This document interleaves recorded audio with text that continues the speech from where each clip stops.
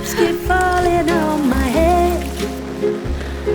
And just like the guy who's feeling Samsung framleiðir vatnseld snjalltæki fyrir þig og þína sem þola íslenskt veðurfar.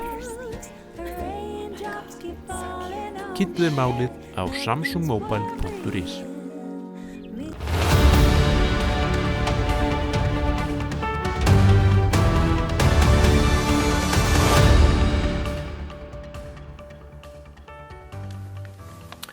Komið sæl og blessuð og velkomin í Spursmál, föstudaginn 17. apríl. Vikan hófst með miklum hvelli þegar Guðmundur Ingi Kristinsson, varaformaður Flokks fólksins, lýsti því yfir hann hefði skilið við flokkinn. Hann ætlar að sitja sem óháður þingmaður en þó stuðningsmaður ríkisstjórnar Kristrúnar Frostadóttur. Það sem gerir þetta mál allt hið áhugaverðasta er það að Guðmundur Ingi vill með engu móti upplýsa af hverju hann lætur sig hverfa úr þessari röð. Og Inga Sæland, hún segist vera flentri slegin yfir þessu. Hún áttar sig heldur ekki á því hvað þarna gengur á. Hún á sama tíma segir að menn verðu auðvitað að ráða sínum næturstað sjálfir. Vonandi fáum við eitthvað botn í þetta.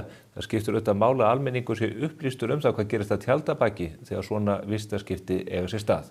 Ég ætla að ræða þetta mál og fleiri góð önnur við tvo góða gesti hér eftir, þá Tómas Þór Þórðarson, varaþingmann Sjálfstæðisflokksins og Hlyn Bæringsson, körfubolta meistara með meiru og nú oddvita Framsóknarflokksins í Garðabæ.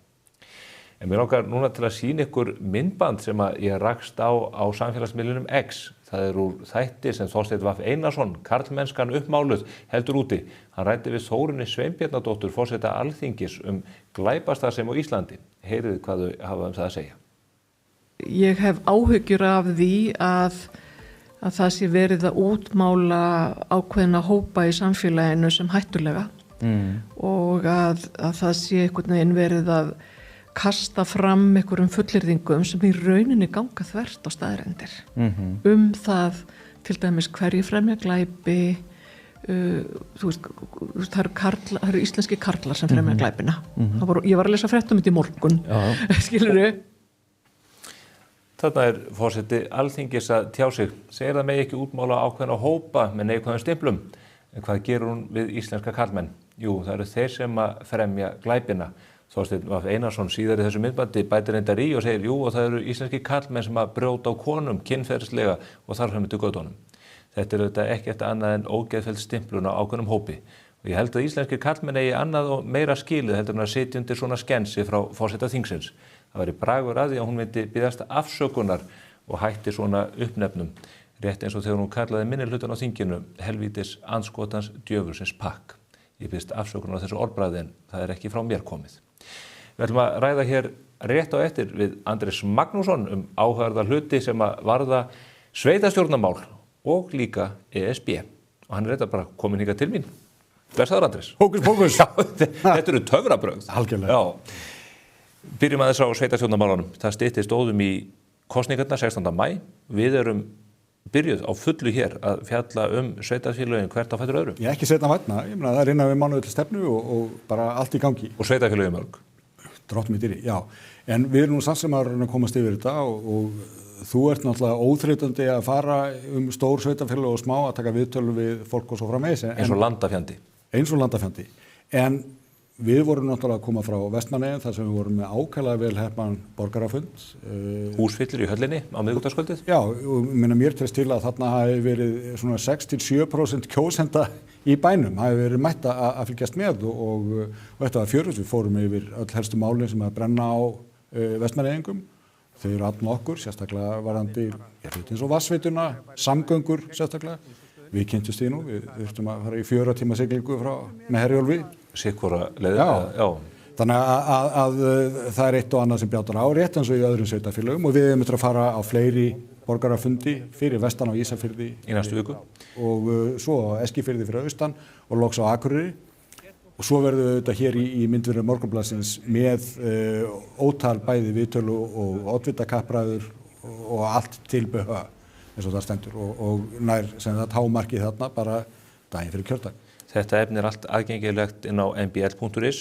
og á Spotify þar sem að þessir þættir, viðtöl og borgarafundir eru settir inn, en við erum líka með ítarlega og góða umfjöllun þetta til dæmis í blaðinu núna í morgun á síðu 6 borgarafundin í Vestmannaeyjum. Já, ég meina við erum með umfjöllun síðan blaðsins líka daglega og samt bara allstaðar það sem til næst Það er bara, ég held að við séum með umfjöllun sveitarstjórnarkosningar í öllum okkar miðlum nema mögulega krossgátublaðinu. Margir halda fram að sveitarstjórnarmálin séu ekki spennandi, en það eru spennandi hlutir að gerast vítt og breitt um landið. Það er mikil uppbygging að eiga sér stað á skólabyggingum, fráveitu, vatnsveitu, hitaveitu og öðru slíku, og það er ekki annað að skilja allavega því sveitarstjórnarfólki sem við höfum rætt við á Suðurlandi síðustu daga að menn séu bjartsýnir og það sé bara gangur í hlutunum. Jú, ég meina það er þarna sem að hjartað bærist og þetta er það sem að fólki stendur næst. Sumum finnst þetta óspennandi að því að þetta snýst öðrum þræði þorpirðu og að láta loga á götuljósunum og svo framvegis, en það er nú bara það sem að virkilega til þarf. Og ég verð að segja eins og þetta er nú ekki fyrsta kosningaherferðin sem við fylgjumst með, en ég verð alltaf bara mjög svona upp með mér að sjá hvaða er mikið af duglegu, kraftmiklu og áhugasömu fólki sem er til í að gefa kost á sér til þessara starfa fyrir meðborgarana. Það er fagnaðarefni. Næstu dagar verða lagðir undir Rangárþing ytra og eystra og Ölfus, það sem er mikið að vera, og svo ætlum við að fara að beina spjótum okkar að Vesturland og Vestfjörðum í tengslu við borgarafundina á Ísafirði. Þetta verður gott. Heyrðu, en það er stór frétt hér á forsíðu Morgunblaðsins í morgun sem að þú hefur verið að vinna að síðustu daga undir fyrirsögninni Engin vafi aðlögun. Ég taldi rétt að fá þig hingað sérstaklega til þess að fara í þetta mál því að þetta er ekkert smámál. Nei, Evrópumálin hafa náttúrulega verið rifin upp núna frá dauðum eftir að þau komu fyrst í umræðuna 2009 þegar að Jóhannestjórnin þáverandi ákvaða sækjum og Evrópusambandið síðan féllst á það 2010 að fallast á þessa umsókn og taka upp aðildarviðræður. Síðan lognuðust þær nú út af 2012 og var slitið 2013 og raunar aftur 2015 en núna á að athuga hjá þjóðinni hvort að fólk vilji halda áfram með þær viðræður eins og þær hafi bara svona það hafi orðið hlé. Eins og frá var horfið. En málið er það að við höfum ekki fengið neitt að vita sérstaklega hverju vera samningsmarkmið stjórnvalda og ráðherrarnir hafa svona svolítið slegið úr það allt saman og bara hvar þessi mál standa. En tilfellið er að 2010 þegar að þær hófust, eða það er rétt að þær séu bara að fara að hefjast í sömu viðræður, að þá samþykkti Evrópusambandið sem sé samningsafstöðu sína. Í Brussel, 27. júlí 2010. Og sömulegis að íslensk stjórnvöld að þau gáðu svona út hvert þau ætluðu með þetta og þarna er sameiginlegur skilningur sem sagt á því hvað þau ætlaðu að gera og mér raunar að kemur mjög óvart að þessum plöggum hafi ekki verið flaggað meira með hvað fólk er búið að vera að tala mikið hvað felist í þessum viðræðum, sumir segja að það er bara að vera að kíkja í pakkan og þessu könnunarviðræður og ekkert sé ákveðið fyrir að bara það er búið að ræða allt saman. En í þessari afstöðu Evrópusambandsins sem að íslensk stjórnvöld tóku við, féllust á, létu þýða og birtu á vef utanríkisráðuneytisins að þar kemur bara skýrt fram að fyrir að fyrsta að þá séu þessar aðildarviðræður að markmið þeirra sameiginlegt markmið beggja aðila, Íslands og Evrópusambandsins, sé aðild og ekkert annað, ekki könnun eða kíkja í pakkan en slíkt. Það er bara að fara inn. Og til þess að svo megi verða að þá þarf að eiga sér stað aðlögun á meðan að viðræðunum stendur og hún gerist með ýmsum hætti, sumt gerist lið fyrir lið, annað á að gerast hraðar. Evrópusambandið segir að þið munu fylgjast grannt með og að hraði aðildarviðræðna að hann bara tikki með því hvernig íslenskum stjórnvöldum gangi að innleiða þetta allt saman. Og það er talað allt regluverkið. Já, sjálfsögðu. Ég meina það er bara þegar þú sækir í klúbb skilur að þá setur þú ekki skilyrði og það var ekkert reynt í sjálfu sér. Þannig að mig grunar að þessi tíðindi þau kunni svona að hafa aðeins áhrif á umræðuna og það er alveg ljóst að stjórnvöld þurfa að gera svona frekari grein fyrir sinni afstöðu því að nú hafa sumir verið að tala að það Ísland hafi svo góða samningsstöðu þess vegna sé ástæða að gera þetta núna en með þetta að þá breytir það engu, ég meina bara þarna liggur þetta fyrir frá 2010 og það mun engu hnika neitt það. Það búið að ræða sko ýmsa aðra þætti sem hafa einhver áhrif þarna á. Ef það svo að þetta séu sömu viðræðurnar þá fær maður ekki sé að það sé málið.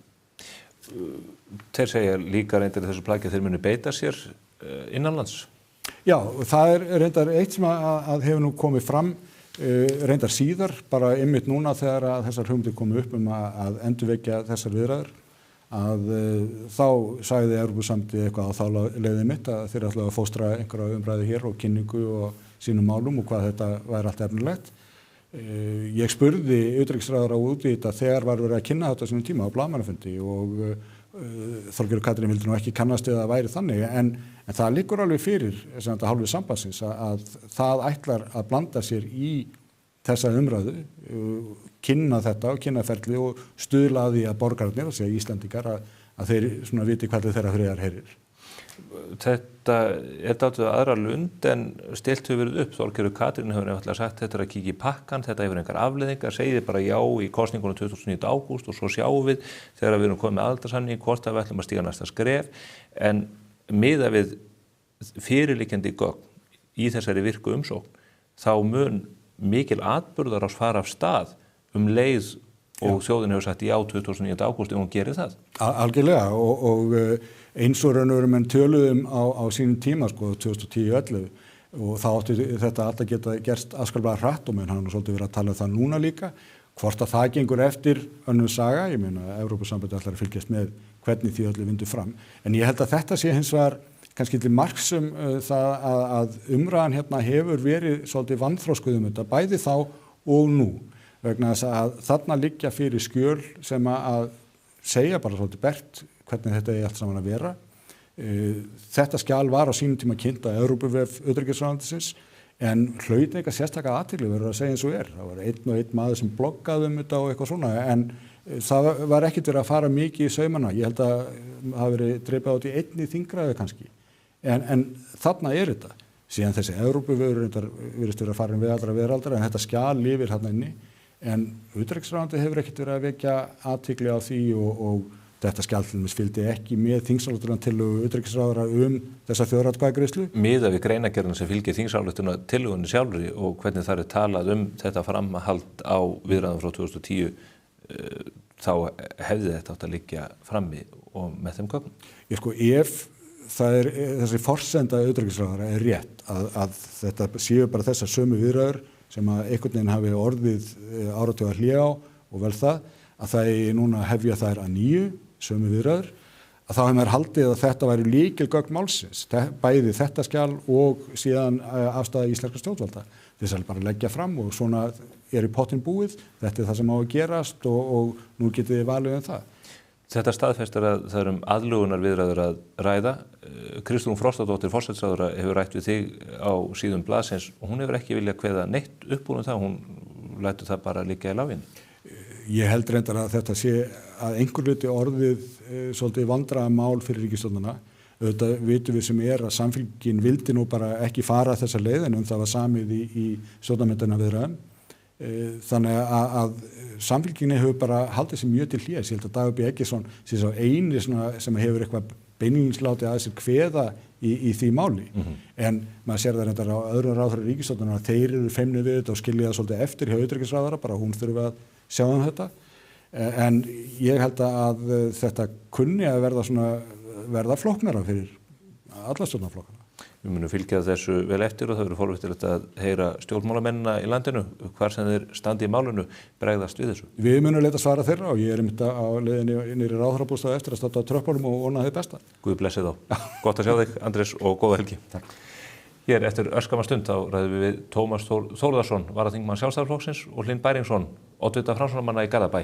En áður en að því kemur þá ætlar Ásthildur Hannesdóttir að fara yfir það sem helsta sem kemur fram í pólitíkin og samfélagsmiðlum þessa vikuna. Hello, my fellow islanders! Eigum við eitthvað að ræða veðurblíðuna síðustu daga eða? Hvað það næs að fá smá birtu og yl í kroppinn og heyra í fuglasöng á morgnana og í alvöru Ísland best í heimi, sko. En ég meina samt siglir Herjólfur ekki til Landeyjahafnar, þó það sé að fara að vora. Já, Eyjó, Beyjó, innviðar ráðherra, sko. Hann ætti nú bara að skella sér í eina skemmtisiglingu með Herjólfi á þessu blessaða viðreisnar vori sem gengið í garð. Og á sér kannski bara ekki viðreisnar von. Nei, ég segi nú bara svona, mann nú bara skapi næst að vitna í hana Tótu, vinkonu okkar. Þessir helvítis djöfusins íslensku kallmenn.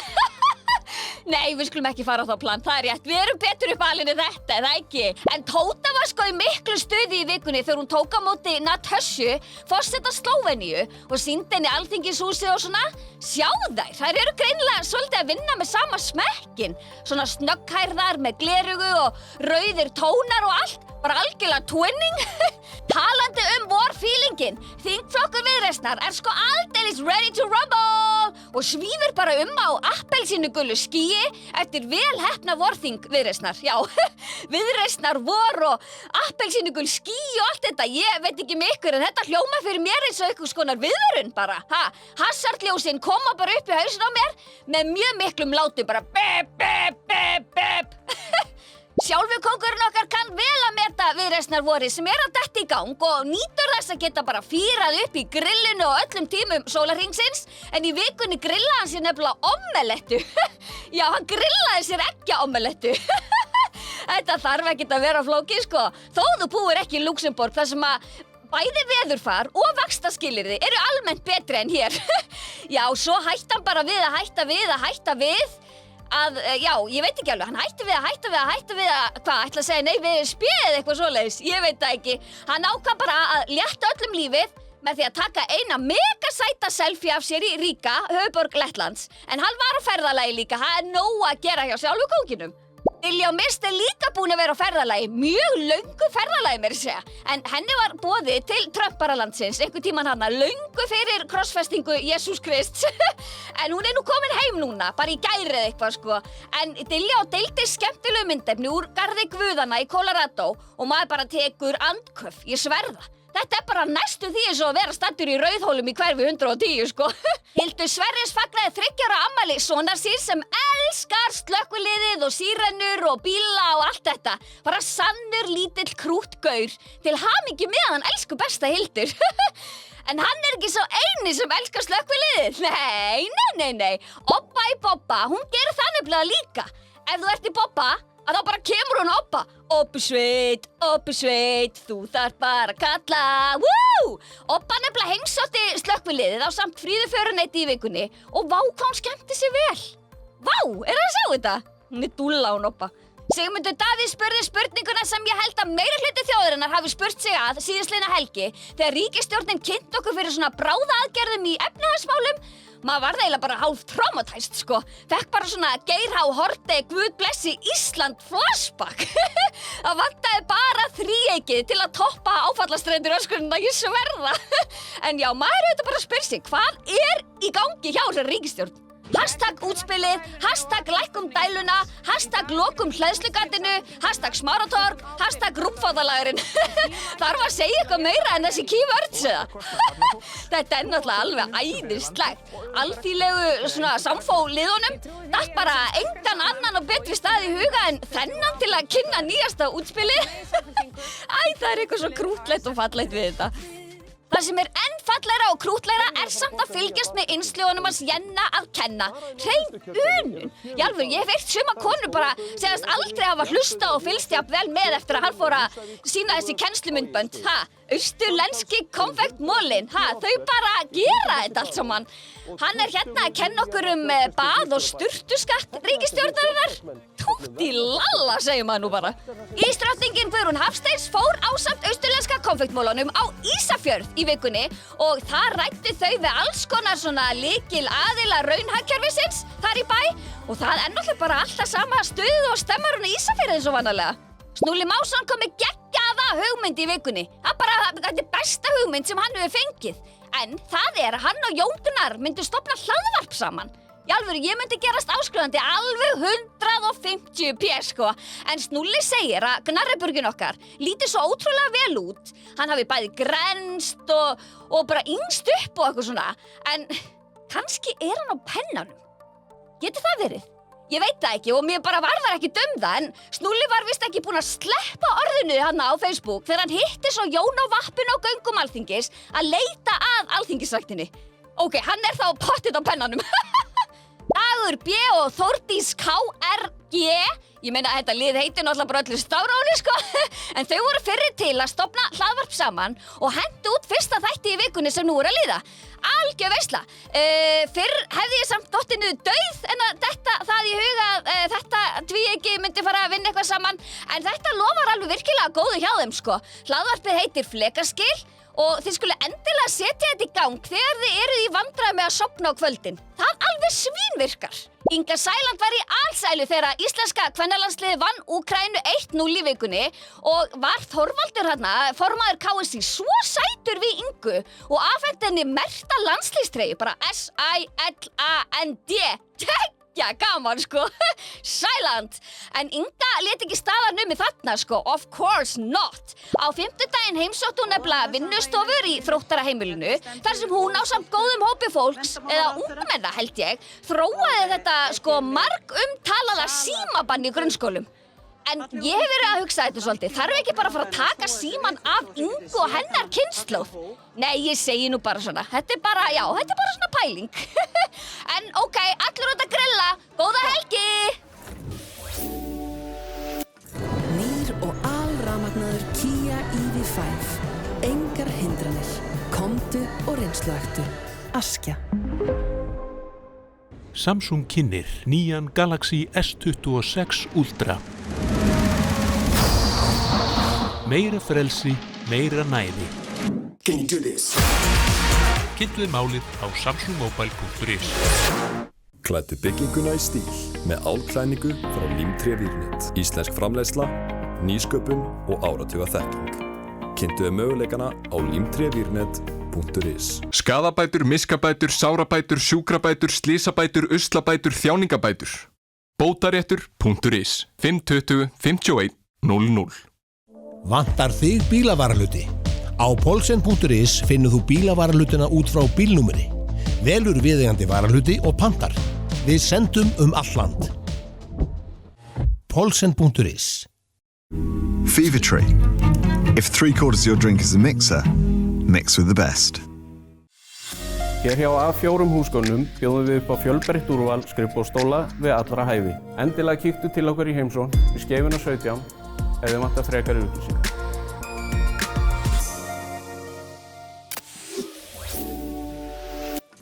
Komið sæl nýju, við þökkum Ástildi Hannesdóttur fyrir þessa yfirferð. Hingað eru komnir góðir gestir úr ólíkum áttum, ólíkum bæjarfélögum. Tómas Þór Þórðarson, varaþingmaður og íþróttaspekulant með meiru og síðan einhver allra besti körfuboltamaður sem við Íslendingar höfum átt, Hlynur Bæringsson, meistari með Stjörnunni eins og við munum, en hann var líka í Borgarnesi í gamla daga þar sem við kynntumst fyrst. Þá klæddumst við gulum og grænum búningum. Ekki þeir fallegustu en það eru samt bestu búningarnir eftir allt saman. Komið sælir. Takk fyrir búið. Er ekki rétt lýsing á Skallagríms treyjunni? Ég myndi nú segja að þessi ansi fallegir, sko. Já, þú ert á þeirri skoðun. Ertu ekki á því, eða? Það truflaði alltaf að þurfa að vera í kaupfélagslitunum, sko. Já, var það erfitt fyrir þig? Já, það er erfitt. Ég tek ekki undir þetta, mér finnst þetta fallegt. Já, við höldum allar upp á þá. Já.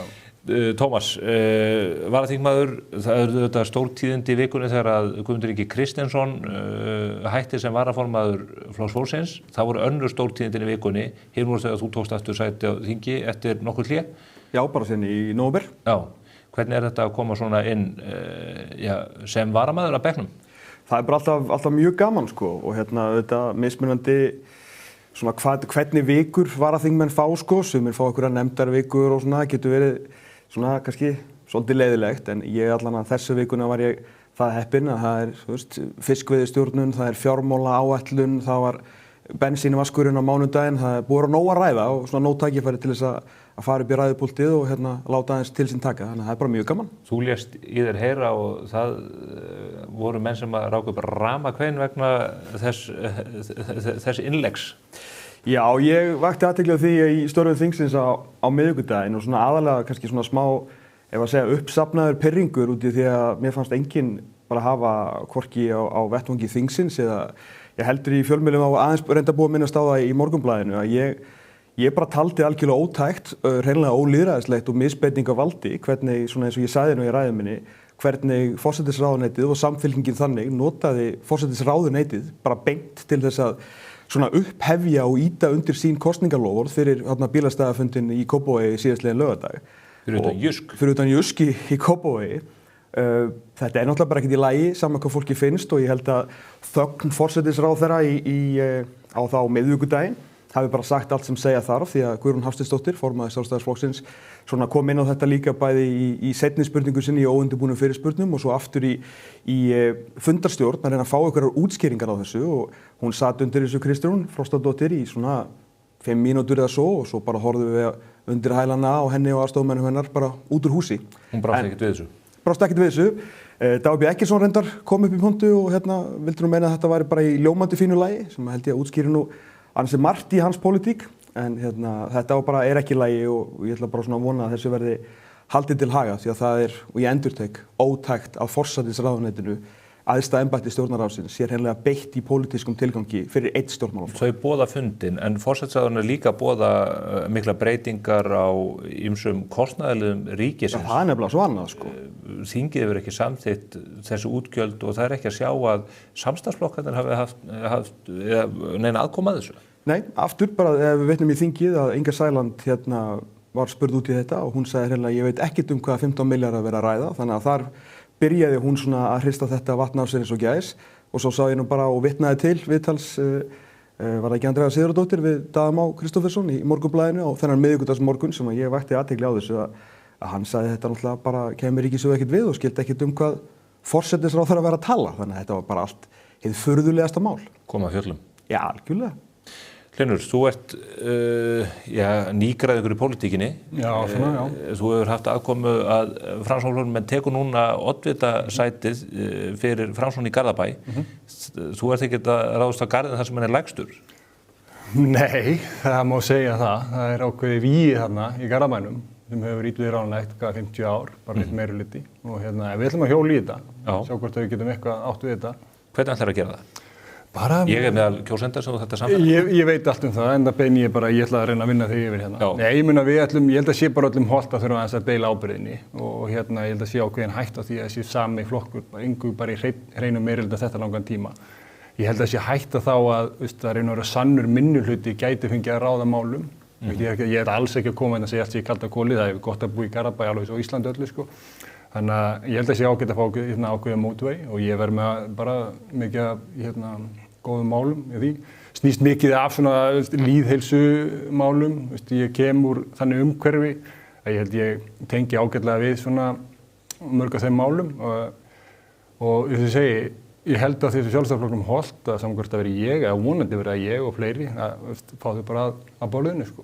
Þannig að þú væri til að mynda þá meirihluta með þeim ef að þau ná ekki tilskildum? Já, nú er gott að vera komin í þessar pælingar. Já, ég var alveg til í það. Ég geta bara unnið með öllum, þannig ég fær nú bara einhverja pólitíska frasa. Ég ætla að reyna að láta líða meir en 2 mínútur af viðtalinu áður ég kemi hérna óbundið til kosninga og allt það.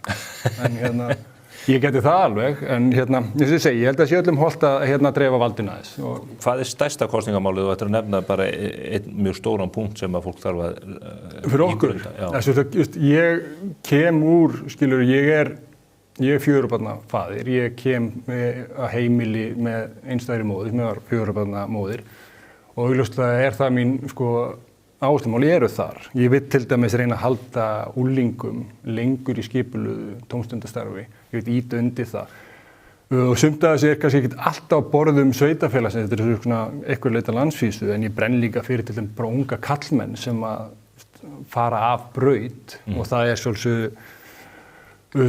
það er svolítið svona mál sem við getum alveg tekið betur. Þegar þau losnum í þessu skipulögðu tómstundastarfi, hvað verður þau? Það sýna rannsóknir að virkni þeirra, bara hún hríðlakkar frá því að þau eru yngri, grípa þau til dæmis og síðan er ýmislegt fleira. Ég vil bara styrkja betur við íþróttastarfið, ég vil byggja upp bæta, ég vil íþróttamannvirkin, það er ýmislegt að fara að laga þar og skipulagsmál og fleira, sko. Þetta spennandi og ég spyr þig, Tómas, það þeim flokkur sem hefur farið með stjórnuna í Garðabæ frá Örófalda, það lítur að hrikta svolítið í stóðunni, það lítur að hræða menn dálítið þegar að svona íþróttahetjur láta til sín taka og kreppa hnefann. Ég ekki bara íþróttahetjur heldur líka bara því að nú hef ég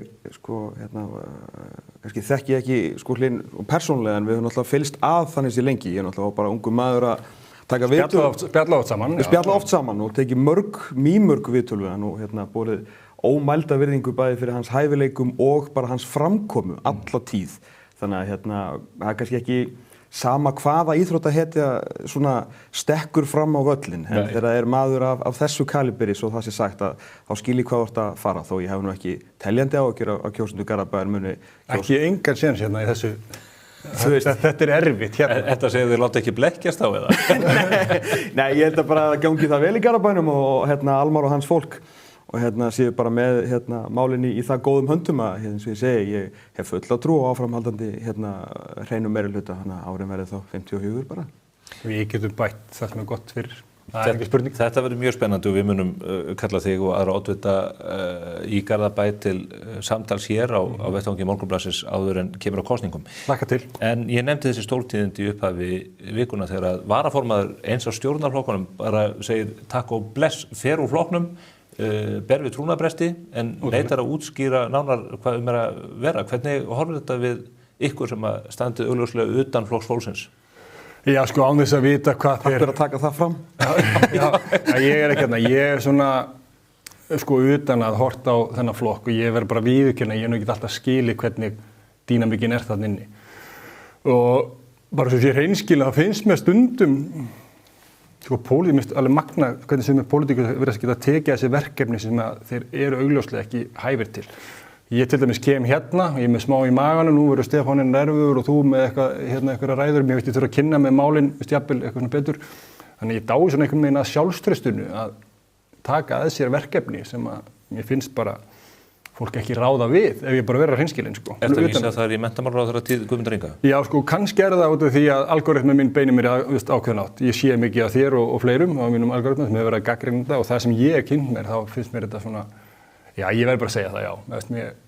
Þetta var hann sem, það var ég ekki bara að tala þessi mismæli þarna sínum tíma, heldur bara svona, hver var reynslan áður en að tóku þessi embætti og allt þetta. Mér finnst þetta, utan að finnst mér þessi flokkur að vera svona sérstakur. Þó ég veit ekkert okkur að þessi maður er hættur. Nei, það verður þengivitað reyndar. Þetta er náttúrulega búin að vera enn eitt farsinn í boði flokk fólksins sem er náttúrulega alltaf svona mjög áhugavert og stundum mjög gaman að fylgjast með utanfrá. Þetta er fyrsta skipti í svolítinn tíma sem ég hef nú upplifað það sem maður er nú neyri þinghúsi allan daga að fréttamennir eru bara að byrja að setja fyrir honum af því hann reyna að fá eitthvað upp úr honum. Auðvitað er það ótækt fyrir kjósendur flokk fólksins þó að mér sé í raun og grunninn alveg sama að vita ekki af hverju varaformaðurinn og fyrrum mennta- og barnamálaráðherra er hættur í flokknum en styður samt í ríkisstjórnina. Mér finnst mjög skrítið að skilja bara helst á kjósendur flokk fólksins eftir í þeirri stöðu að vita ekkert hvað er að gerast. Það liggur í hlutarins eðli að þetta snýst að sjálfsögðu það að hann er mjög augljóslega neyddur til þess að hætti þessu embætti en það var ekki hægt að hann væri þarna því miður. Hann er búinn að standa sig bara fanta vel bæði stjórnarandstöðu og ég held að hann bara farið vel á með flestum að starfa með honum þegar hann var þingflokksformaður en á endanum bara getur hlaupið á vegg og hann gerði það þar. Svo lendir hann í þessum veikindum fyrir þessa hjartaaðgerð, kemur tilbaka og við sáum nú bara hvað var ekki gamlársdag þá tilkynnir hann það að hann sé bara allur að braggast og hlakki til að koma tilbaka og taka aftur við starfið mennta- og barnamálaráðherra. 8 dögum síðar er hann hættur. Sjálfsögðu náttúrulega það segir sig sjálft að hann var látinn hætta og það er augljóslega fúll út af því. En það er náttúrulega eitthvað annað sem hefur gerst þarna því að náttúrulega langt síðan að þetta gerðist. Þannig að það er eitthvað svona smá brot þarna í söguna sem við höfum eftir að fá. Allir við erum ekki bara að bíða eftir ævisögunni til þess að þetta komi í ljós. Við getum þetta að bíða lengi eftir því. Reyndar. En þetta hefur áhrif á ríkisstjórnina. Stjórnarflokkurinn einn er búinn að missa þingmann og varaformann þannig að stjórnarsamstarfið veikar eftir þó hann segist styðja stjórnina. Hann er ekki bundinn hann en hann getur skipt skoðun og farið í Framsóknarflokkinn eða Sjálfstæðisflokkinn eða hvað sem er, hvernig sem hún sýnist. Já og þar að leiðandi ef hann fer í annan flokk að þá í ríkisstjórnarflokkunum þar að segja eða bara til dæmis sem myndi hoppa yfir til Hlyns og Framsóknarmanna að þá gæti Kristrún Frostadóttir látið flokk fólksins róa. Það þyrfti engin lengur. Það þyrftur ekkert á þeim að halda, sko. Það geti ýmislegt gerst í sumar, þó að ég hafi nú verið að horfa á hana í viðtali hjá, var ekki Frost og Logason í broadcasti, þar sem hún svona sagði að þetta var ekkert að fara að gerast, en ég meina, fólk hefur sagt eitt og gert annað í pólitíkum örófur alda. Já. Annað sem að spilar átt inn í pólitíkina bæði á landsvísu og á sveitarstjórnarstiginu, það bara staðan í hagkerfinu. Ég að fara að ræða hér eftir við Kjartan Örn Sigurðsson sem forstjóri Ormsson, eða eigandi Ormsson, hann hefur sína skoðun á því hvernig þetta að þróast. Við erum að sjá að hagtölurnar versna núna, menn gerir ráð fyrir að verðbólga nemi 1% stigi í þessum mánuði, að vextir séu að fara að rjúka hreinlega upp. Hvar planið? Já, það var svolítið kom planum daginn og við svolítið framsóknarflokkur komum með tillögur hérna bara í gær eða fyrradag sem að snýra að einhver lítið svipað komið fram en að lækka skatta á eldsneyti og hérna matvöru ásamt öðru. En ég meina þetta svolítið allt að drepa. Þessi bara það horfa, allir sem að horfa bara í hérna skiluru í hérna pappírana frá bankanum hvern einustu mánaðamót, þá þetta bara, ég segi þetta bara nánast ég segi að þrengja mjög hálsinn á íslenskum fjölskyldum. Og það var eitthvað þegar maður undirbúið sér fyrir þessi sveitarstjórnarmál, þetta fullt af málu sem þar sem kom upp, en þetta verður á endanum langstærsta málið, að koma á einhverjum böndum á þetta. Og þetta hefur bara áhrif út allt, þetta er svolítið áhrif að geta ungt fólk til að komast inn á húsnæðismarkað, þetta hefur áhrif á greiðslugetu ríkisins, þetta allt saman. Þannig að, já, ég meina það gott að blessa og ég ánægður með þessar tillögur og hérna það verið að reyna að stoppa þetta einhvern veginn, en auðvitað, þið kannski, eins og þið vitið, það kannski margir þættir sem að valda þessu, menn það ekki, væntanlega það ekki gott fyrir verðbólgutölurnar, bara ástandið út í heimi, bara olíuverð og allt þetta. Það að spila mjög inn. Það að spila inn í og það svolítið, þetta virðist, ég get ekki komið hérna og laga verðbólguna að koma öll svöru henni, bara því miður, sko. Þetta virðist vera svona margir þættir sem þurfa að koma saman og minna, En Kristrún segist vera með plan. Þú vísar í plan Framsóknarflokksins, en hvert virðist vera plan Samfylkingarinnar fyrir utan það að fjölga hraðhleðslustöðvum hringinn í kringum landið? Já, ég hlustaði á umræðunni hjá þér og Andrísi, sko. Já, sko, þeir eru með að vilja telja þetta lækki hvað, 0,3% eða ekki, hérna vísitölu neysluverðs, þeirra aðgerðir, sko. Það segja vaskurinn. En ég skildi reyndar ekki alveg, ég var auðvitað skildi ekki alveg með hérna hleðslustöðvarnar, hvernig það á að hjálpa, sko. Munu auðvitað ekki gera það? Nei, en sko ég ætla kannski ekki að svara fyrir hana, sko, en það virðist oft vera með stjórnmálamenn, sko, að þeir svo komast við valda, þá þetta auðvitað það líka við mig, það auðveldara að gagnrýna utanfrá og sem virðist greinilega verið eitthvað annað hvort að ráða ekki við verkefnið, sem svo augljóslega stórt og ég ekki þykist að öll svörin við því sjálfur, eða þá, ég held að það ekki verið, sko, vísindi verið að segja ósækla ekki að gefa það fyrir kosningar, sko, þau ætla að þetta fari svona, þetta var sleggjan sjálf og þetta bara svolítið, ég held að þetta sé bara ekki verk eins manns. Þetta auðvitað margir þættir. Þess vegna erum við fjölskipaða ríkissjóð líka og erum þetta með Seðlabankann sem getur tekið á þessu. En Tómas, þið hafið verið að ræða þetta niður í þingi. Hvað segir, planið einfaldlega þessi 3 atriði sem þau kynntu núna eftir páska, eða eru fleiri aðgerðir sem að þið sjá í sjóndeildarhringinn sem eru líklega til að draga úr vaxtaþrýstingnum og verðbólgunni? Alls ekki. Maður bjóst við því þegar að verðbólgutölurnar stóðu í stað og hækkuðu svo í febrúar, mars, að það kæmi nú eitthvað viðbragð því að þau hafa verið mjög, sko það eitt að leggja af stað með eitthvað plan og svo mætir hver einasti maður og hver einasta kona sem að kann að telja saman 2 og 2 og bendi þeim á að nánast hver einasta aðgerð sem að þau voru að boða í desember síðastliðnum í fjárlögunum myndi hækka verðbólguna og auka verðbólguþrýstinginn. Þetta lá allt fyrir. Meðal annars bara vörugjöldin var sagt bara mjög hreint út að þetta myndi kosta 0,7% á verðbólgunni. Þetta var hermt upp á Daða Már, það var löngu viðtali manni í Morgunblaðinu þetta allt saman og þau ætla bara ekki að víkja frá þessu plani. Eins og til þess að ramma inn ég að meina þau leggja upp með þetta plan, svo það ekki að virka og þá verður fólk náttúrulega að hafa svona, hvað var að segja, þann manndóma að bakka með eitthvað af þessu. Þau gera það ekki, heldur kynna það í stórkostlegri fyrirsögnu Moské eftir páska kemur þetta og svo horfum maður á annan fund og mann rekur bara í rogastans að þetta sé allt plan B, sko. Að það sé ekkert meira en að lækka bensínvaskinn sem ljómandi fín aðgerð og ég ætla ekki að gera lítið úr því. Þetta er flott bráðaaðgerð sem hefur áhrif þó bara í sumar. Já, hún reynda boðuð 10. apríl og ákveð að koma til framkvæmda fyrir 1. maí. Vissulega. Þetta bara ekki gert strax. Nei, einmitt, svo það, sko. En það er ekkert meira, það er ekkert fleiri aðgerðir sem að sér, eins og þú talaði um sjóndeildarhringinn sem að muni lækka þetta til einhvers lengri tíma. Eina sem sagt bara við víkjum ekki frá planinu og ég held að veski landans séu bara svona fljótt að tæmast og þau eru allan að farna ef að veskin hefur hnýið þá verður þau farin að skjálfa. En þetta leyniplan? Já, það verðist það sem að mér finnst mjög skrítið með þegar við erum þegnar þessa fólks. Þó að ég sé svona vinnið þarna, starfi almennt fyrir þingflokkinn og kemur einstakar sinnum inn, þá er ég líka bara þegn í þessu landi. Þannig að ég, þú, þeir sem er hérna á baku tjöldin og öll þjóðin hlýtur að eiga skilið að vita hvort að það sé eitthvað langtíma plan B til þess að koma hér málum í lag. Því þetta er ekkert hægt, sko. Þetta er ekki að virka? Nei. Við höfum áhyggjur af þessum. Ýmsir hafa áhyggjur í íþróttunum og það gengur mikið á þar og það er svona sérstaklega gott að fá ykkur tvo hér á vettvang sem að vitið allt það sem er að gerast á þeim vettvangi.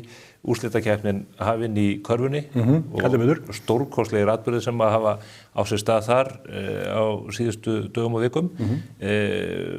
Hvernig spáir, hvernig endar þetta? Sko, við stjórnmenn vorum að missa Ægir Þór Steinarsson. Já, það er eitt af því sem ég ætlaði að spyrja út í. Já, það var olnbogabrotna. Olnbogabrotna, og það sjálfsögðu ég er búinn að vera sko nánast svona hrókafullur í mínu spátum stjórnina sko. Ég var með sko, við varum að taka svona KR-rönn sko, 6 ár í röð bara, bókiði það. Okay. Bara með standa heima. En sko, Orri Gunnarsson og Ægir, við vantar þá 2. Það er helvíts brekka sko. Orri sleit krossband, Ægir olnbogabrotna, en ég ætla samt ennþá að spá okkur sigri. Máttu ekki gleyma því að þeir eru að fara að spila við Tindastól í undanúrslitum. Það er saga. Tindastól sko eru eins og ég man ekki hver sagði það demókratana á sínum tíma. Tindastól hefur fundið upp á nýjum og spennandi leiðum til þess að klúra þessu á hverju einasta ári. Og ég er ennþá sko að bara hugsa, mér líður ennþá eins og þú sko, ég trúi ekki ennþá þeir hafi unnið þennan magnaða oddaleik gegn Val hérna fyrir hvað 3 árum sko. Þeir eru því miður, ég bara mikill svona held alltaf með landsbyggðinni, mikill Njarðvíkingur og var að vona að þeir myndu nú vinna þetta nú 20 ára afmælinu, þar að segja frá síðasta titli. En ég er með þér í þessum spátum með stjórnunni bara út af því að Tindastól, þeim tekst alltaf eitthvað til að tapa þessu. Þannig að þú telur að Stjarnan muni vinna þetta út af Tindastól en ekki vegna stjórnar sjálfrar? Þú veist, þá vísa ég til þessar 2 stórkostlegu leikmanna sem að vantar. Sko. Já, það var í magnað afrek að Stjarnan er að klára Tindastól. Það er í magnað. En Valur Keflavík, hvernig hvor á meiri? Valsvélin, hún Milur þá? Já, ég held það. Ég held það. Það er eitthvað svona, þetta er orðin eitthvað bara vél sem er erfitt að eiga við. Þetta er allt eitthvað svona 2 metra sterkir gaurar bara, ég veit að þú ert ekki að vera í körfubolta dítila hérna, en þeir gera hlutina mjög erfiða sko. Og eru með eitthvað, þeir eru með svona áru sigurvegarans. Samáttur hafi ekki unnið núna, hvað var ekki 20, er bara 1 ár kannski. Já, einmitt. Þeir eru með áru sigurverð, þeir trú eitthvað, þetta er ótrúlegt að eiga við svona fólk. Það er eins og að það þurfi minna að ganga upp fyrir þau til þess að þið sigri. Þau eru bara eitthvað með trúað í eitthvað meginn og Finnur og fleiri, Kristófer og þeir eru bara eitthvað meginn, já, bara erfiðir. Og sterkir á heimavelli í ótaleikjum og hann er kallaður Finnur sem allt vinnur og það er ástæða fyrir því, sko. En Stjarnan og Valur þá í úrslitunum? Það færi þá þannig. Og hvernig fer það? Ég get bara ekki. Þú verður bara, nú ert þú komin í pólitík, ég get ekki sagt þegar Stjarnan er að fara að tapa einu. Ég mun spá bara okkur sigri, þá getur það klikkar. Það er bara eitthvað þannig og þá mun það bara klikka ef það gerist.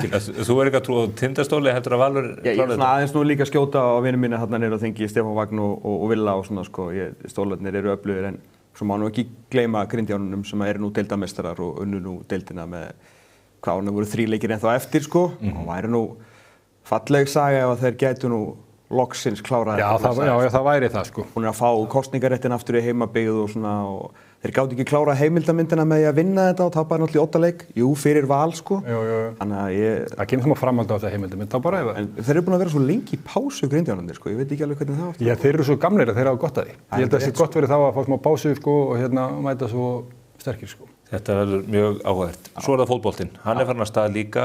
Það er klæja marga í puttana vegna þess. Er ekki augljóst að Víkingur er búin að missa þetta úr höndunum eftir jafnteflið í fyrstu umferð? Ég sé ekkert annað í stöðunni. Þeir geta ekki unnið þetta úr þessu? Nei, ég meina að missa þarna 2 mikilvæg stig á heimavelli í fyrstu umferð. Nei. Á öllu gamli slepptu þá Þið leið bara illa að segja þetta. Nei, já, nú veit ég skilabóðin hrannast inn þetta fyrir loftið, sko. Nei, þetta var merkilegt að það er líka ákveðin svona heiður í því að vera komin á þann stað að liðir sem að þú ert búin að að berjast við og gjörsamlega sko skilmast við í 5 ár sé komið á þann stað að það snerti við alla boltan og skjóti við alla markið og sé mjög stolt af því að ná í stig á manns eigin heimavelli. Ég meina maður það líka að uppvega sjálfan sig með svona. Þetta finnst mér alltaf skemmtilegt fótboltan sko að það svona einhver ákveðin taktík sko sem betri en önnur þannig að maður geta alltaf bent á þetta ef að menn. Nei, þetta var ógeðslega vel gert af þeim. Já, þetta er rosalega vel gert. Ógeðslega vel gert sko. Jú, því að það svona stundum loðið fótboltan sem komið svona einhver ein taktík sem æðri en önnur. Maður svona orðið svolítið var við þetta. Sko fótbolti eiginlega bara orðin því miður of taktískur sko. Já. Þeir eiginlega að missa svona fegurina. Kom eitthvað annað óvart í fyrstu umferðinni annað en Sigurður Þórs á Val? Nei, og það ekki aðalega. Var það ekki stóru tíðindin? Var samt eiginlega ekki það óvænt. Það voru einhverja að spá þessu sko. En jú auðvitað í ljósi þess að þetta var liðið, þetta er annað sætið og lengjudeildin að mætast annað frá því fyrra þá, jú. Það er alltaf stemningin og þó saman sko. Stjarnan skilaði stigum, er ekki Stjarnan að fara að vinna deildina? Ég myndi nú skjóta á Víking sko, ég veit að ég ætti að koma ég ætti að koma hérna og spá okkur bara alltaf sigur í öllu skilur en Víkingur er bara komið held ég á þannig stað bara fjárhagslega og þeir eru með svakalega stóran leikmannahóp líka.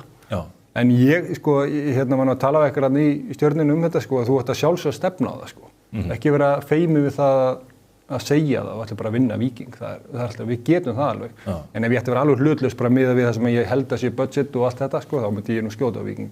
Ágætu Garðbæingar, það sem að Hlynur er að segja er það að Stjarnan verður meistari. Víkingur Stjarnan á sumardaginn fyrsta, það er nú bara stutt í þetta. Já, það verður mjög áhugavert að mjög áhugavert leikur og ef verður sæmilegt veður Er hægt að vera með eitthvað event fyrir það? Ég og þú kannski tökum Ég sé ekki til því fyrirstuðu. Við sláum bara í stertum. Svo er alltaf búið að leyfa bjórinn á vellinum. En reynda gallinn að þá kom heilbrigðiseftirlitið og vill fá nokkur að vaska upp. Þannig að það er erfitt að búið Reykjavík. Það er nú alltaf eitthvað svoleiðis sem fylgir sko. Já, menn alltaf hræri vasknum. Ísland og Úkraína á EM, það kom mörgum óvart, það voru ekki nema 1500 manns á vellinum í kvennaboltanum. Eru við ekki að standa nógu þétt við landsliðið okkar? Nei, greinilega ekki sko og þessum mögulega þarf bara einfallega betri markaðssetningu líka. Öflugri. Þetta sé spurningu það? Já, einhverju leyti er það. En auðvitað á þjóðin að standa með okkar liðum. Þannig. En mér hefur stundu þótt að getur verið að sé bara upplöfni mín, en minnalega gátt mér hefur þótt markaðssetningu vera öflugri hinum einn sko. Já. Núna helgina síðan er það á móti Englandi, stórleikur. Hvernig spáðu þar? Verður ekki stemning í kringum þann leik? Já, það er allar forsendur til þess að ná einhverju út úr þessum leik svona í kulinu og á heimavelli. Ég meina þetta enska landslið er svona orðið svolítið stórt. Ég meina Evrópumeistarar núna tvisvar í röð og þetta eru stúlkur sem eru farnar að þína svolítið af peningum. Þá er ég að miða við svona í kvennaboltanum og það hafa nú, ég hef nú séð í karlaboltanum og reynda kvennaboltanum líka þegar þessi stóru lið er að koma hérna í mars-apríl í þessa litlu skítaklefa okkar og svona, þá hafa nú víkingarnir okkar og valkyrjur gert stórkostlega hluti sko. Þannig ég ætla nú bara að leyfa mér að vera bjartsýnn, sérstaklega með hvernig varnarleikurinn er og drottningin okkar hérna Glódís Perla er með þetta allt bara í teskið aftast sko. Það er gaman að fara inn í sumari með sigur og englendingum. Já, ekki amalegt. Heldur betur. Við fylgjumst með þessum. Gott að fá okkur hér á svæðið. Hlynur, við höfum sérstaklega gætur að þér auðvitað í pólitíkinu þessa dagana. Ég hlakka til að koma aftur. Og þá er þetta við þig, Tómas, líka hvetjum við til þess að gera allt vitlaust í þinginu. Það auðveldur okkur að fylla blaðið á hverjum degi. Og hver veit nema ég hnippi í ykkur innan tíðar ef það verða einhver stór tíðindi í íþróttunum. Takk fyrir kærlega. Takk. Eftir örskamastund Kjartan Örn Sigurðsson, eigandi Ormsson, ætlum að ræða verðbólgu og vaxtastig og húsnæðismarkaðinn. Mjög forvitnilegt spjall lofa í ykkur. Við þökkum Tómasi Þór og Hlyni Bærisinni fyrir þeirra ágæta innlegg þennan ágæta föstudaginn. Hingað er hins vegar kominn góður gestur, Kjartan Örn Sigurðsson sem er eigandi Ormsson, þess rótgróna og þekkta fyrirtækis á raftækjamarkaði. Hann hefur á síðustu mánuðum skrifað áhugaverðar greinar stöðuna í hagkerfinu okkar sem að virðist núna stefna í kreppu. Verðbólgan er að aukast, er núna 5,4% og menn telja jafnvel að hún fari í 5,5% í þessu mánuði, gangi áætlanir eftir að verðlag hækki heilt 1% innan mánaðarins. Vextir hafa sömuleiðis verið að hækka og nú gera greiningar, aðilar og sérfræðingar ráð fyrir því að Seðlabankinn muni stíga stór skref í átt til hækkandi stýrivaxta á komandi mánuðum. Ég ætla að ræða þessi mál og ýmislegt annað við Kjartan Örn hér næstu mínútur. Blessaður Kjartan. Blessaður. Ég nefni verðbólguna, verðbólgumælingarnar, verðbólguspána, vextina. Þetta lítur ekki vel út. Nei, og svona þegar eins og við fjárfestum í fyrirtækinu og eignaðist fyrirtæki árið 2021, þá voru vextir Seðlabankans 0,75 og á fyrstu 24 mánuðum þá 12-földuðust vextir í landinu í 9,25 og við fundum strax fyrir því að það hægði á og þegar að gengur svo á tíma 2023 þá skrifaði ég nú grein einmitt í Morgunblaðið sem var það frétt þar sem ég var að benda Seðlabankunum og opinberum aðilum á það að það væri búið að hækka vexti of hratt og of mikið og ef að markmiðið var að draga úr neyslu þá væri það klárlega búið að gerast og ég byggði það auðvitað bara á innflutningstölum í Hagstofunnar varðandi raftæki en raftæki skiptast svona í tvo hluta, það eru tegnar vörur eins og sjónvörp og hátalarar og svo það svona ótegnar vörur eins og þvottavélar og þurrkarar og opnar sem að þú þarft bara að endurnýja. Teikni lítur að því hvort þú þurfir vöruna eða ekki. Já. Ótegnar vörur eru þær sem að þú getur ekki verið án. Þú getur ekki verið án og við sáum það 23 að þá hafði dregið þannig úr innflutningi til landsins þegar að nálgaðist lok ársins að minnsti samdráttur í innflutningi milli ára var í þvottavélum 13% en almennt var 25% samdrátt. Og á sama tíma þá var Seðlabankinn í þessum hækkunarfasa sínum að benda á að það yrði að slá á neyslu og verðhækkanir en það auðvitað þannig á markaði þegar að það dregur svona hratt úr, þegar kakan minnkar svona hratt þá eru menn að slást á markaði sem orðin minni og þá ekkert rými fyrir verðhækkanir. Þannig að við vorum hvorki að sjá aukna neyslu í lok árs 23 né vorum að sjá verðhækkanir og auðvitað gátum ekki skilað einhverju innfluttri verðbólgu út í verðlagið eins og sko. Og síðan auðvitað á sama tímabili og þetta að gerast, þá Seðlabankinn búinn að skapa hér, búinn að taka sér ákveðin rétt að stýra húsnæðismarkaði landsmanna, sem svolítið sérstakt, vegna þess að maður myndi halda að það væri svona stjórnvöld á hverjum tíma sem myndi vilja stýra þessum eða stærsta hreyfingar þætti samfélagsins. En Seðlabankinn byggir heimild sína á lögum frá 2016 neytendavernd sem snerist allt annað en að Seðlabankinn fengi að stýra húsnæðismarkaði, en hann hefur gert það síðan og hann hefur þrengt lánareglur og gert erfiðari fyrir fólk bæði að komast á markað og skipta húsnæði. Og við sjáum það bara í kaupsamningum á tímabilinu frá 21 til og með 25 hefur kaupsamningum fækkað verulega fyrir utan árið 24 þegar kemur svona Grindavíkur áhrif inn í kaupsamninga í landinu. En þeir eru búin að fara úr þetta rúmlega 13.000 kaupsamningum niður í 10.000 kaupsamninga í fyrra. Og samanlagt frá 21 til og með 25 þá erum við búin að horfa á vexti á þessum stað og verðbólgu sem samanlagt 34% á tímabilinu. Frá 21 til dagsins í dag 34% verðbólga. Verðbólgan þýðir auðvitað að leigusamningarnir okkar eru búin að hækka og á sama tíma hafa laun í samfélaginu hækkað. Þannig að kostnaðurinn á fyrirtækinu í landinu hefur hækkað verulega. Síðan ertu með þættina varðandi vextina og það sem við lærum á leiðinni að það nánast fullkomin fylgni með vaxtahækkunum Seðlabankans og raunsölu minnkun á markaði. Með öðrum orðum, ef að vextir hækkum 25 púnta, þá minnkar raunvelta á raftækjamarkaði 25 púnta. Og við þurfum eiginlega að raftækjamarkaður þyrfti að komast í Seðlabankavexti 4% til þess að ná jafnvægi upp á nýjan leik. En ekki Seðlabankinn að reyna að draga úr kaupum á raftækjum? Þeir að reyna að kæla kerfi sem að þeir telja að vera heitt. Jú, og þeir náðu því strax á fyrstu 24 mánuðunum sínum, frá 21 þegar þeir byrja þessa vegferð.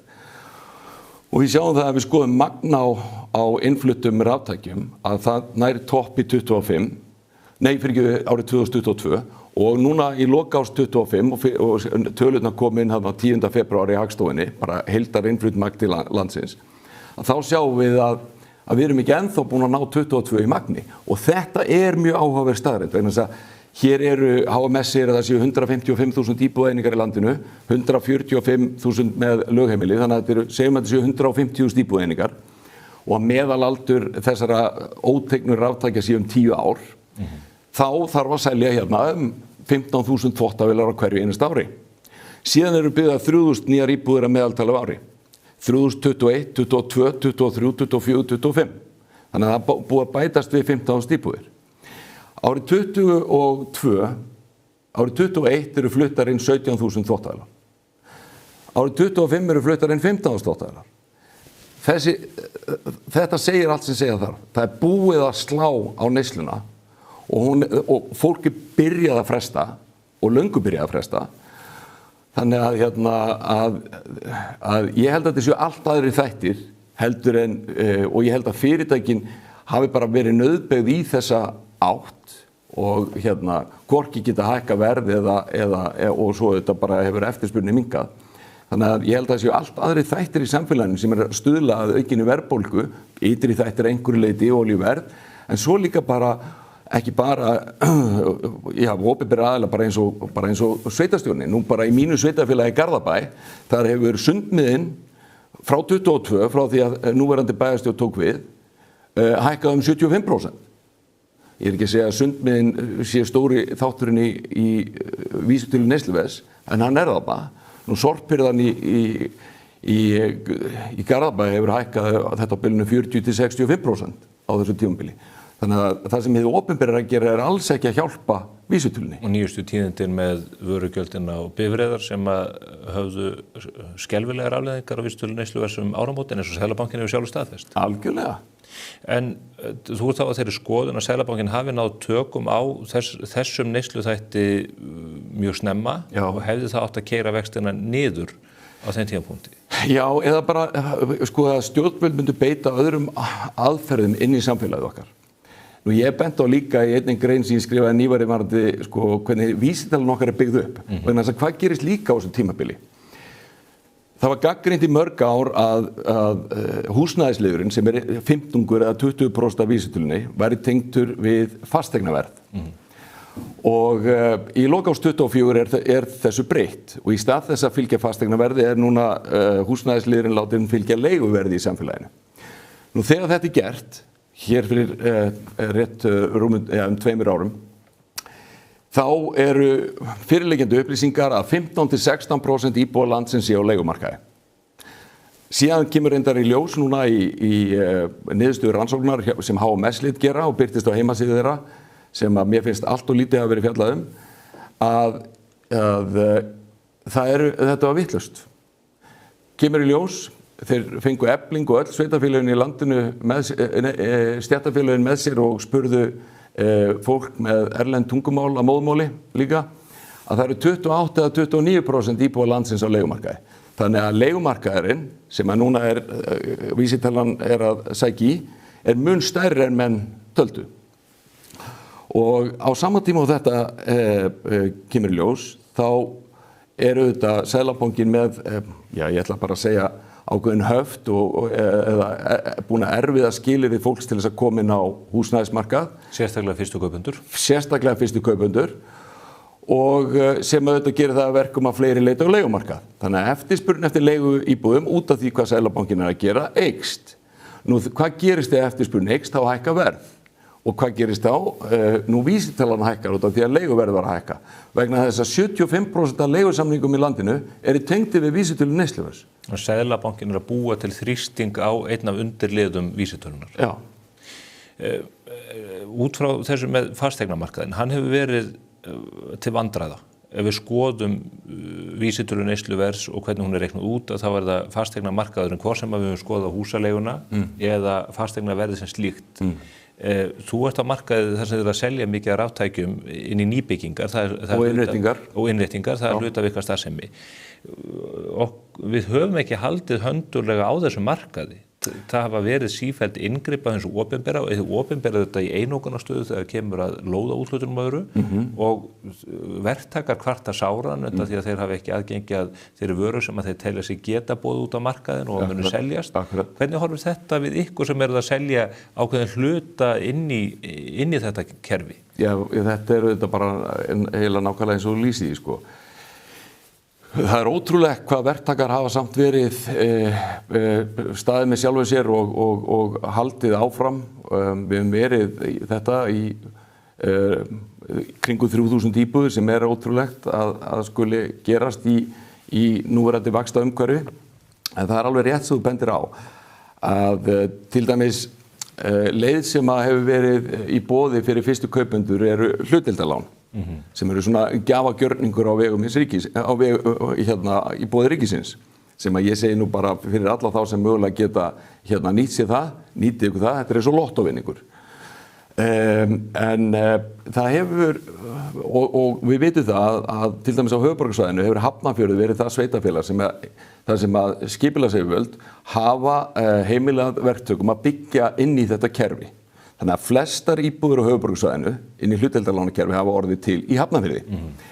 Og þar hefur einmitt sala á íbúðum gengið hraðast undanfarin misseri.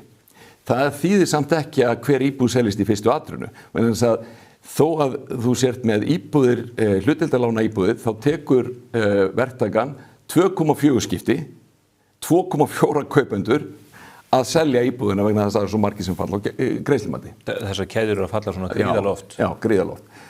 En þar hefur salan gengið mjög vel en á meðan að til dæmis í Reykjavík hefur verið ákveðin miðstýring á því hvernig íbúðunar eiga að líta út í fermetrum og bílastæðum og öllu þessu. Það var reyndar verktaki Dverghamar byggði núna var að klára íbúðakjarna hérna niður í Bryggjukverfi og setti 110 íbúðir á sölu í febrúar. Helmingur, og það var allt hlutdeildarlánir íbúðir, helmingurinn seldist yfir helgina og 80% voru seldar á miðvikudegi. Eftirspurnin til staðar fyrir þetta. Ef að varan er rétt. Ef varan er rétt. En svo eru auðvitað sveitafélög hér í nágrunnu sem að auðvitað vilja velja kannski inn íbúðina í sveitafélög og íbúðina með ekki vera minni en ákveðið og annað sko. Hvernig myndir þú vilja sjá þessu ráðstafa? Hvað getum við gert til sann á tökum á þessu? Því að þetta er augljóslega óþolandi ástand þar sem hið opinbera og allir virðast kynda undir verðbólgunni. Kjarasamningar virðast verið í uppnámi 1. september næstkomandi og vextirnir stefni það að fara í að minnstakosti 8,25% áður en kemur inn að haustinu.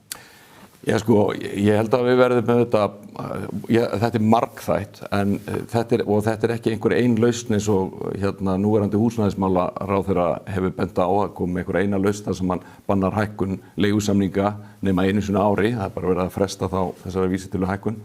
Það þarf að fara í þetta mjög markvisst og ég held að til dæmis þegar kemur að vísitölunni sjálfri þá verðum að byrja á því að vera ekki að mæla þætti sem að eru sjálfkrafa að hafa áhrif á vísitöluna eða einhvern veginn að reyna að draga það út úr þeirri hugsun.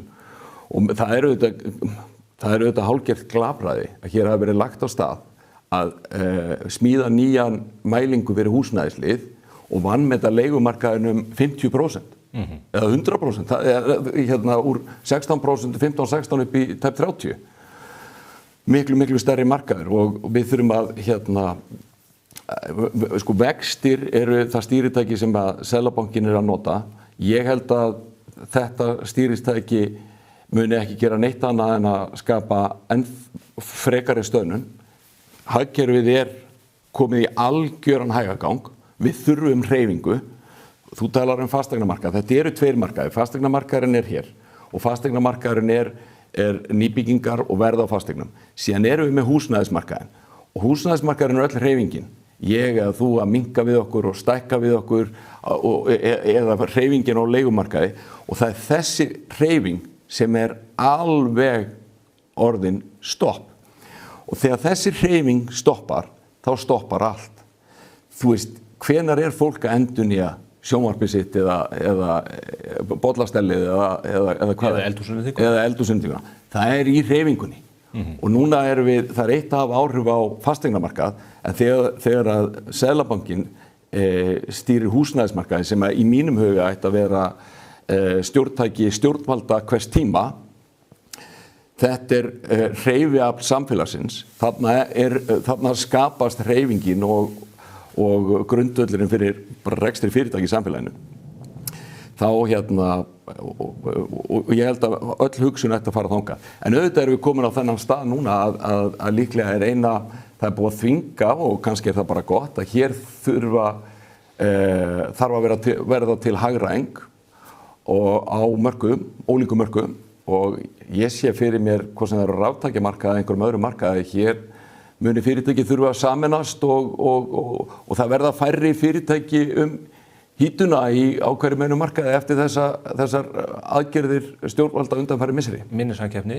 Fólki verður þetta sagt upp, það er hluti af hagræðingunni. Það er hluti af hagræðingunni.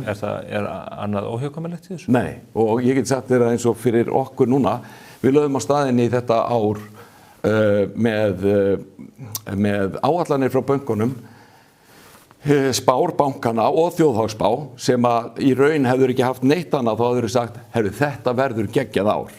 Nú, sparnaður heimilanna hefur aldrei verið meiri. Við erum að tala 1.500 milljarða inn á bókum landsmanna. Skuldastaða heimilanna er lág, ráðstöfunartekjur heimilanna eru að vaksa núna í fyrsta sinn síðan 21.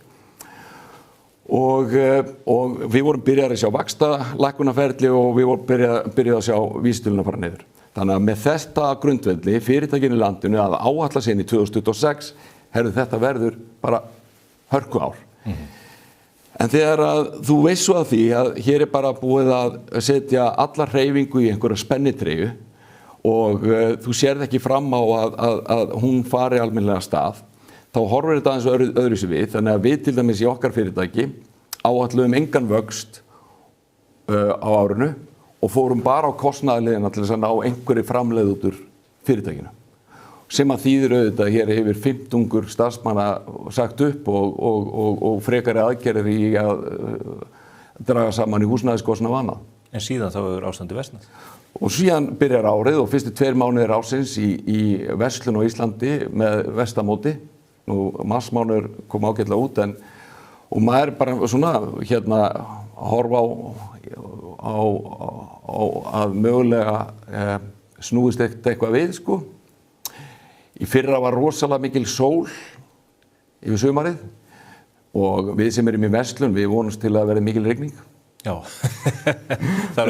það snjór hefur engin áhrif eða snjókoma og bylur hefur engin áhrif á verslun, en sól hefur áhrif á verslun. Neikvæð áhrif. Nema þú sért í bík og selja sumarhúsgögn. Akkurat. En eitt varðandi fasteignamarkaðinn að nýju. Þú nefndir þetta með aðgerðir húsnæðismálaráðherrans. Það er verið að setja bann við því að leigusamningar hækki sjálfvirkt í hverju mánuði. Það er verið að banna fólki að auka íbúðir eða þá skattleggja það út af sviðinu. Ríkisvaldið er sífellt að reyna að tjasla upp á markaðinn með frekari inngripum. Það er ekki til þess að auka hreyfinguna sem að þú kallar eftir. Nei, alls ekki. Og bara þvert á móti. Og það kom þegar að í yfir 100 ár í Skandinavíu er búið að vera til kerfi sem við köllum hlutdeildarlánakerfi. Ekki og sem var kynnt í október, reyrverk og fullt af verktökum birtu auglýsingar og kynntu þetta nýja kerfi, það sem að verktakinn átti 20% í íbúðina móti þér. Nú þetta er þekkt í allri Skandinavíu búið í 100 ár og það er nú þannig að virka vel og 70% af öllum íbúðum sem eru seldar í Oslo til dæmis fara inn í svona samfjármögnunarkerfi. Þetta er kynnt til sögunar og það birtist þarna RÚV gerði þátt, þetta er helst og fekk Ragnar Þór Ingólfsson sem að þá formaði fjárlaganefndar á fund með sér og hagfræðing HMS sem sáu svartnætti yfir þessum nýju möguleika fólks. En þarna var í raun og veru verið að gefa fólki kost á að komast inn á markaðinn með auðveldara móti en það er í dag. Nú Ragnar Þór kallaði þetta nauðval. Hún fannst þess að meira nauðval að þú ættir 80% í fasteign heldur en að þú værir á leigumarkaði. Og hann kallaði þetta seljandalán. Nú það næsta sem gerist er að Seðlabankinn herðir reglurnar enn frekar og í raun og veru drepur þetta nýja kerfi og þá risu nú upp aðilar, framkvæmdastjóri samtaka iðnaðar eins og fleiri og gagnrýndu þessi inngrip. En stjórnvöld í landinu brugðust þannig við að gera Ragnar Þór Ingólfsson að húsnæðismálaráðherra. Það var verðlaunaféð. Það var verðlaunaféð. Þannig að ég er ekkert hissa á því að það verið að setja frekar höft og reyna að setja einhverjar fleiri plástra og eitthvað kerfi sem ekki að virka. En það sem þarf að gerast auðvitað að það þarf að fara inn og það þarf að þrífa þessa plástra af einu og það sjúklingurinn ekki veikur lengur sko. Nei, hann þarf ekki hjálp. Hann þarf ekki hjálp. Að öðru máli, þú ert með stór og mikla verslun í hjarta borgarinnar. Það rekur fram hjá þessu stór og mikla húsi nær daglega. Þú ert í námunda við Suðurlandsbrautina sem er mikið til umræðu núna og er mikið fjaðrafók út af. Men einhvern veginn veit ekki hvað í bígerð en yfirvofandi eru gríðarlegar framkvæmdir sem að verslunareigendur á svæðinu segja muni einfaldlega ganga að versluninni dauðri. Já. Er það ofmælt? Nei, það er það ekki. Þannig að ef að borgarar vilja ráðast í þessar aðgerðir við að breyta Suðurlandsbrautina eins og þau hafa kynnt, að þá er verslunin við Suðurlandsbraut dauð. Ég held það, allan daginn. Sko, mér eignaðist til einhvern tíma, ég fór í ásetninga fyrirtækja, ég tók nú ekki öll, en svona stærstu póstana, þetta er einhvers staðar á bilinu 70 til 90 miljardar í tekjur sem verða til í fyrirtækjum á þessu svæði. Risastór upphæð. Og árið 21 þegar við kaupum fyrirtæki þá óskaði ég til fundi með formanni borgarráðs, Þórdísi á sínum tíma og ég var með nokkur erindi. Eitt þeirra var vöggugjöfin mín við kaupin að þeir skildu loka háaleiðisbrautinni ofan í Lágmúla sem þrengdaði ykkur. Sem þrengdaði okkur og minnkaði umferð niður í Lágmúlan. Það er alveg skilningur á því að þetta var hálf óheppileg gatnamót. En gleymdi svolítið í umræðinu að þessi lágfótur af Suðurlandsbrautinni inn í Lágmúlan, það tók nú 20 ár fyrir fyrirrennarar minn í Ormsson að fá það samþykkt, en þess að Vegagerðin var á móti því að það kemi hægri beygja inn í Lágmúlan svona stutt eftir þessi stóru gatnamót. Það er þó eini staðurinn. Og hitt málið sem ég vildi ræða við hana var einmitt Suðurlandsbrautin og þessi borgarlína. Og mér var lofað að það yrði samtal og samráð og þetta yrði unnið í sameiningu. Nú, ég ætla ekki að stoppa hugmyndafræði endilega sem komin af stað og að menn trúa að sé framtíðin, en ég lagði áherslu á það strax upp að þessi borgarlína yrði þá ekki sett í miðjun á Suðurlandsbrautinni, heldur yrði þá flutt norðan með við hana, þar sem er nægt landrými í áttina að Laugardalshöllinni. Nei, þeir hafa haldið þessu til streitu og í dag er Suðurlandsbrautin 2+2. Það á að setja borgarlínu á milli og minnka Suðurlandsbraut í 1+1 og loka öllum vinstri beygjum af Suðurlandsbrautinni upp í Múlana eða þú ert að keyra Suðurlandsbrautina austur-vestur. Sem þýðir líka að það er búið að taka verslunarhverfið af öllum sem búa í Laugardalnum. Það er búið að skrína þá af. Það er bara búið að skrína þá af. Og til þess að þeir geti komist upp í Ármúla þá þurfa þeir að fara út á Sæbraut og keyra svo upp Kringlumýrarbrautina og beygja þar inn á Háleiðsbraut stutt til þess að fara inn í Grensás. Þannig að þeir munu ekki geta farið upp úr Laugardalnum og þar upp í Múlan vegna þess að það má ekki þvera borgarlínuna.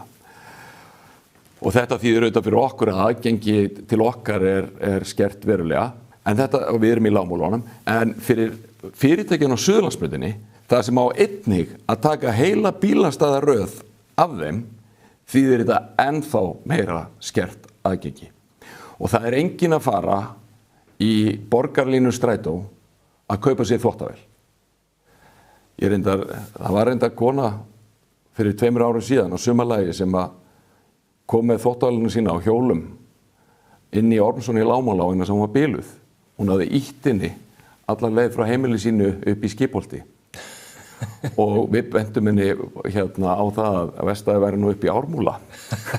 Hún fekk nú aðstoð restina af leiðinni, en ég bara segja að það er mjög fátítt að fólk sé að ferðast með þvottavélar. Og hvað þá í almenningssamgöngum.